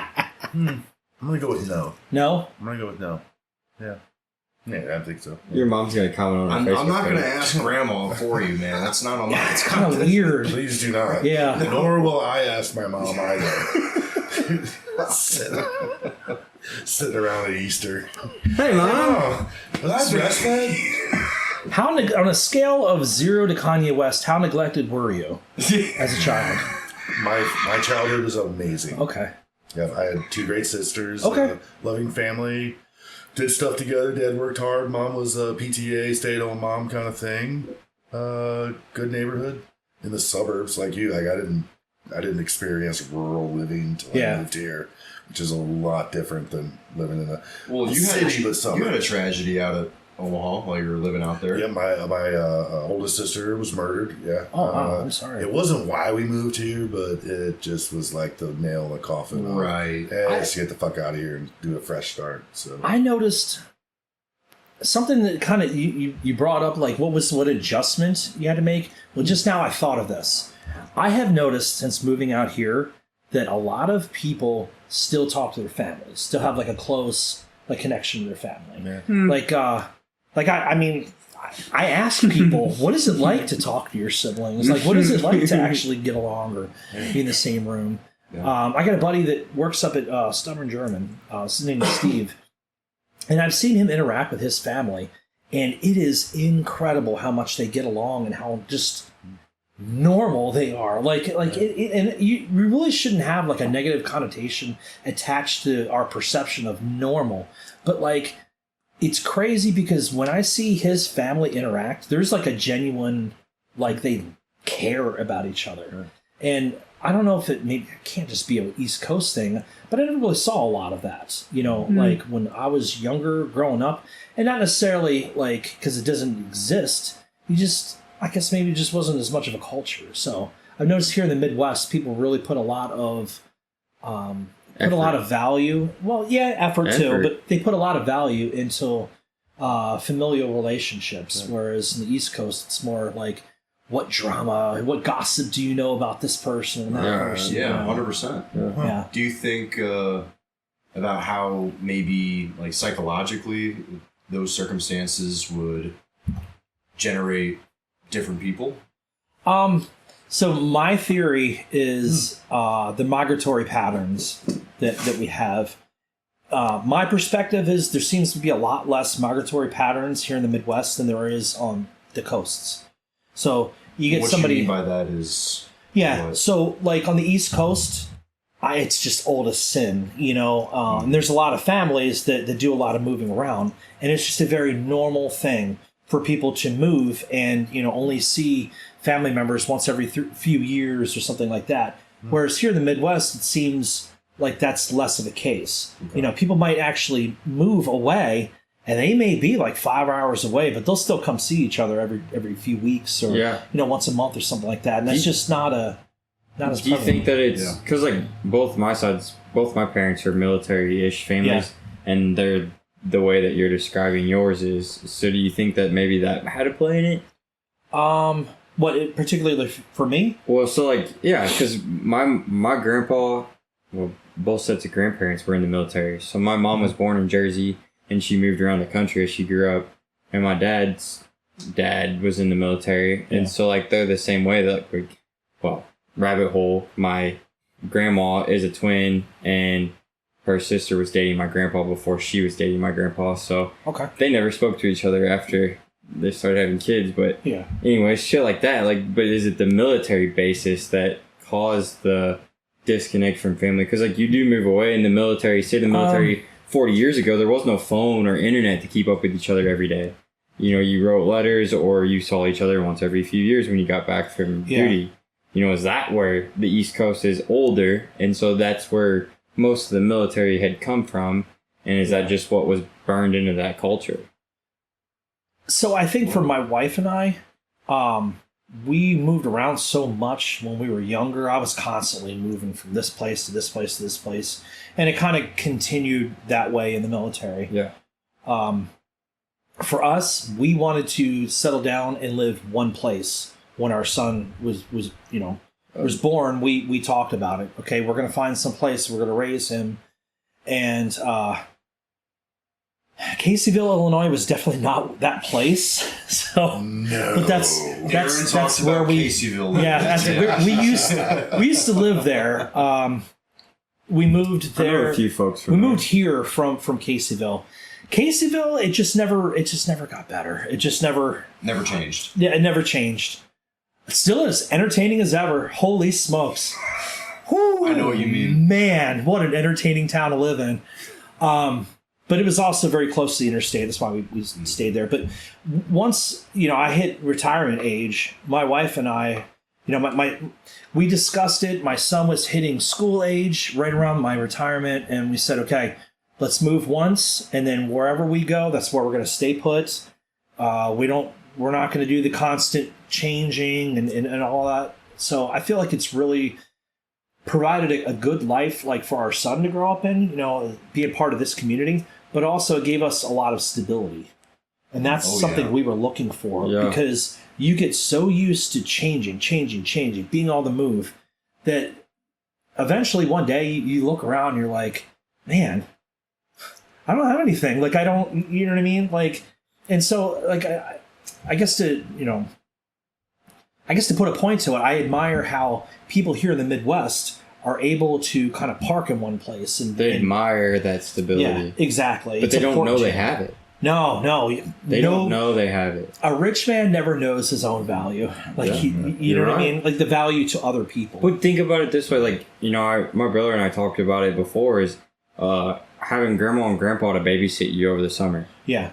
We didn't have that. We left town for a month at a time to go visit our grandparents. So we didn't get the local experience as a kid over the summer. Mm-hmm. We got we're two random kids showing up in Albuquerque for a month, and Fort Wayne, Indiana for a month. So those things that people locally get, like, they get to see their grandparents once a week after school. Like, it's those things that they don't know they have until it's gone. Like that close niche with their family, just like you said. I don't know. Yeah, that was deep. It's wild. It's wild. I like it. Maybe you should enroll in psychology class. You should. You have a very absolutely. I've been dating women that are in psychology, and I don't need to do that. So, God help you. Try dating a psychology major. You're going to be an experiment. Yeah. I would say about I've been an experiment about 6 times now. Maybe a couple more. I just don't know about. I would say about 80% of my students are female. Okay. 80% of my psychology students are female. It's a heavily female dominated field. But it's great. Students are students. We all have our own reasons for getting into psychology. What would someone with a psychology degree go into the workforce for? Like, what kind of jobs would they be looking for with that degree? So I have a lot of students that are going into clinical therapy. Okay. So they'll work with people who are having their own social issues, their own issues with emotions, stuff like that. So that's your typical, when you think of a psychologist. But I would say about 50% of the clinical therapists drop out, and once they see like the IO psychology, which is what I'm in. Okay. So industrial organizational psychology deals specifically with the way that people interact in organizations. It's something exactly. It was something that I got into early on in the military. I didn't even realize what was happening. Because early on, I was in the Air Force, was finishing my bachelor's degree, and the question was, "Hey Dom, can you figure out why they're so pissed off at us?" And I was like, I guess I could. And that's what led me into studying the way that people interact. And the reality of it is people are going to do what people do. And figuring out what you can do to adjust yourself to where you are is more important than asking somebody, where you've shown up to adjust themselves to you. Because it's the whole concept, hey, I was here first kind of deal, So really figuring out how to communicate, because the way that we communicate here in the U.S. is vastly different than how you communicate, across the river, across the ocean, across the pond. Yeah, whatever cliche when they put it on, but yeah. So that's where it started from, and then when we talked earlier, it was okay. So we're in this organization, and nobody can speak up about some of the issues that are taking place. One, because no one wants to be that guy to bring up, the things that are going wrong. But also, like, how do you do that when you're focusing so much on getting the job done? So when I studied my master's program, that was a part of that. We used to we would do what's called climate assessments, where we go into organizations and we go and speak to people about what are your feelings about this, related to the operations. Are people able to talk to each other? What's keeping, do you feel unsafe around some of the people that are armed with guns and stuff? What are the reasons why? So when you can really get an idea of what's happening, then you can present that information to a commander. So that's where that kind of pushed me in that direction. And then it was just a matter of time before I figured out where I was going to go next when I decided I was going to go to the next step in education. Yeah. So, I remember meeting you way back in the day, and you were just starting to you were doing classes. You just started. Yeah. Oh gosh, my beer was down to my knees back then. Holy smokes! Yeah. You look like Wolverine's grandpa. Oh God. But it paid off, man. It did. It did. I kind of struggled when I retired because I got hurt. When you get hurt, you have to go through what's called a medical board, and you have to show that, hey, I'm doing better. I can get back at it. And I went through 2 boards, and the second time they were like, dude, you're never going to do the things that you were trained to do anymore. So you need to figure out what it is you're going to do. And so when you say that to somebody who's been in the military for 18 years at that point, they're like, whoa, wait a minute here. This was supposed to be like my thing. This was supposed to be like what I'm doing. Mm-hmm. Maybe I can be a trainer. Yeah, maybe I can be a trainer or something like that. But that's just not the way it works. Because unfortunately, in the military, you get outdated. You get what is it called? When something is no longer, that's not the way we do business anymore. You're God, I know. Not an antique. But you become outdated, and that's a part of it. Antiquated comes to retro. Yeah, maybe antiquated. Quite antiquated. That's a good one. Yeah, maybe it's that. Not quite there. So it's not so much that you want to do this job; it's just that you can't physically do it. And we have somebody else who's younger and more malleable, that can fulfill this position. How old were you when you had that conversation with them? I was 36. When you knew? 36. I was 36. I was being told your career's over. There's like a whole panel. There's a doctor. There's a general sitting there. There's a couple other people. I assume they're lawyers. They wrote down damn near everything that was being discussed. And you get in your dress blues and you say, hey, I got hurt. I understand. These are the requirements, physical requirements.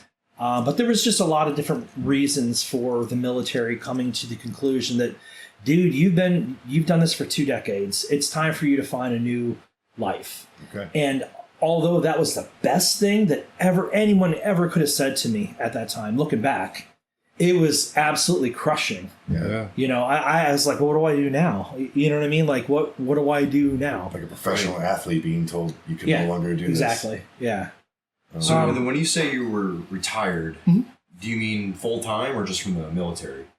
Oh, from the military. Okay. So the military gives you a retirement after you reach so many years. Mm-hmm. But in certain circumstances, if you've reached a certain amount of time and you get hurt, they're like, dude, just go. Okay. They pretty much just tell you, go ahead. So you don't look like you're 65. No. Oh, God. Doug Biffer is retired from the military, and he works for the Social Security office. So just because he's retired from the military, just means you get your pension, your benefits. Yeah, exactly. Okay. Done your service. Yep, it starts literally the next month. You get a paycheck. But no restrictions. You can just find another career. And yep, exactly. That's why the military is so sought after. Is because you can work for 20 years for the military, and then you can go find another career path and still be able to do it.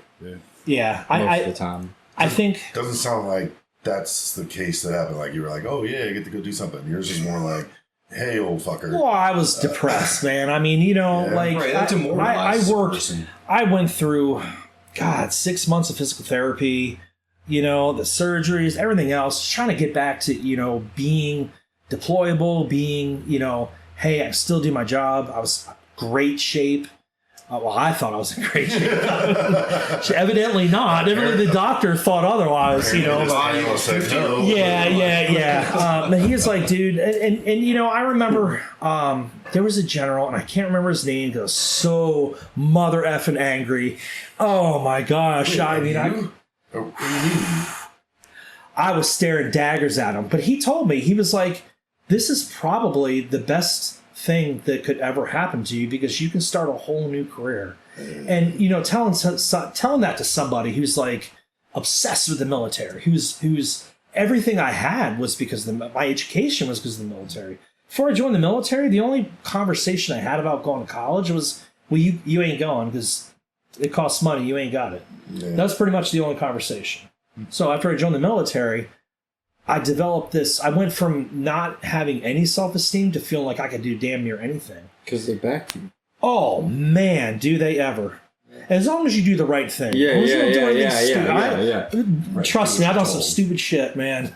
So, you learn real quick. So how long did you limbo between when they had that conversation of you can't do this no more before you found something that got you out of that funk? Like how long of a period of time? A year? A month? I'd say about a year. So my first year, we were moving here, a ton of surgeries and physical therapy, several times a week. I had to go see a shrink, that's always fun. I told her I was never breastfed. No, I'd say it was about a year and a half where my wife told me, she was like, why don't you just be retired for a year? We're moving, we're getting to be, in a new place. And I don't think I barely left my house, for about a year and a half. Oh. And then the military is great. The VA is great because they kind of push you to get out of your comfort zone. So I had a bunch of appointments, and one was with the education office. And I don't know, I was grumpy, I was angry. I didn't want anything to do with psychology. I didn't want anything to do with law enforcement or the military. I thought I was just going to be a Nintendo game counselor. Right. You were going to call me up and I was going to charge $1.50 a minute to walk you through The Legend of Zelda. No, I had to go and talk to the education office. And that's really where things started changing. And there's a young lady who's education office at Scott Air Force Base. And she was like, Sergeant Juliano, have you thought about going back to school? I was like, I don't want to go back to school. I already got a master's degree. I don't. She's like, well, you have a master's in psychology. You want to do anything with that? I was like, hell, no, absolutely not. Yes. No. And then I went and saw a buddy of mine, Marcus. We deployed to Iraq together. We'd had some very interesting events that we've been through together while over there. And we were talking. He was actually in charge of the recruiting office over by the mall in St. Clair. Is it St. Clair Mall? There's a recruiting office. Square. Yeah, there's a recruiting office. It's over there. He was managing that. He'd been promoted in that position, and I hadn't talked to him for about a year, but I was slowly, getting out of my bubble. And he was like, "Dude, why don't you go back to school? Seriously, like you can do it." Because him being a recruiter, he's able to, he knows all about all the programs and everything. He's like, I know you qualify for something. So I called that lady back up and I was like, all right, what do you got? And she's like, well, we can send you back to school, a full ride. It's the military. If you get hurt to a certain degree, it's kind of like a Make-A-Wish Foundation for morons that were once in the military. Yeah. But it's called vocational rehab and education, and so they knew that I'm not gonna be able to kick indoors or anything like that anymore. Mm. So I explained to her what it is I wanted to do. She paired me up with my university and education counselor, and basically I went back to school from there. Never in a million years thought that I would even be taking those classes, let alone walk across the stage someday. And it took me 5 years, and that was probably the most difficult thing I've ever done, which means that I'm now trying to do even more difficult things, because that's kind of how this works, right? Yeah. Once you figure out how to do one difficult thing, you're just going to go looking for more. You get hungry. It's that sense of accomplishment. And once I was on top of that again, that's when the real work started. So my business partner and I, she went to the same university. We met through the program. We met during an internship, and we started a business together. She had similar ideas, but also conveniently she had the same mentor. So you have to take on a mentor when you go through a PhD program, and they basically guide you through the process. And it is a process. That makes sense. Yeah. You have to do an original research project that usually takes about 2 to 3 years to go from start to finish, publishing everything. So once I finished that, my mentor told me, you did really well with this, and have you ever considered joining a fellowship? And I didn't even know what a fellowship. I'm thinking like Lord of the Rings. Exactly. Yeah, exactly. So no, a fellowship is basically postdoctoral work. So you join an organization, and it's kind of like a master apprentice kind of deal. Okay. So I'm working with a pretty highly respected consultant in the field of police psychology, and he's showing me the ropes, giving me work. Moving me through the process. Probably next to the program is one of the most difficult things I've ever done, but it feels amazing because every day is something different. Every day I'm doing something different. Every day I'm getting to a new, higher level, and then I'm looking back at where I was before, thinking to myself, man, I didn't think I could get this far, and I've gotten all the way here. So I'm able to look back and see all the progress I've made. You've seen the map. Yeah, absolutely. Yeah. Yep. Yeah. Well, we're about that time, about needing to wrap it up here. For Okay. the last 15 or so minutes, we would like you to talk about what you got going on in your life, any future plans, shouting out anyone, anything that you've done. Let's see. Plug for your business, even if that's something that the general public. I know it's. Plug your wife's it's business, kind of plug anything niche. you want. How do people let's see. even? Probably more internal.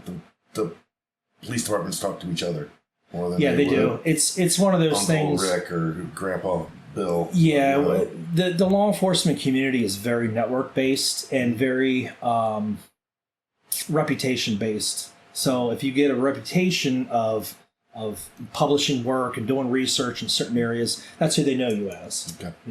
Yeah. Shout outs. Let's see. I got a friend. She owns the hair bar. Natalie. She does my wife's hair. A bunch of her friends' hair. I'll shout out that.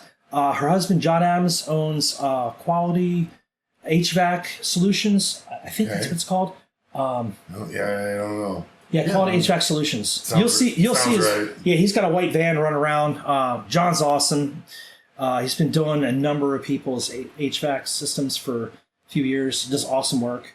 Who else can I shout out?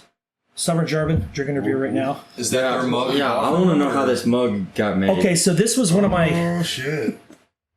This is not a Stubborn German is mug. not. I wish they would. Holy smokes! I don't buy that. I'd buy that for So in $30. Carbondale, there's a bar called PK's. Okay, Every single person that goes regular, they have can a get their mug own on mug. the wall. I've seen that. And every time you go in, you get your own mug. That's what. Hopskellers does that too, but there's only like 8 or 9 mugs. Yeah. I don't even know who they started. They tried, I think, but Yeah. Sorry. So, okay, long story short, this it's called Green Shield, and it's actually out of Scandinavia.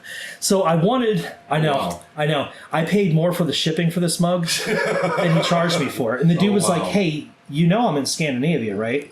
And I was like, "Yeah, I want a Viking mug made by a Viking." Yeah, and he was like, "Okay, well, that sounds good to me." Yeah. So I want to say the mug was like $150, and shipping was like $120. It was something stupid. Dude. Yeah, and it was when it came, it was like third class. I mean, yeah. Is it like plated but with gold or something?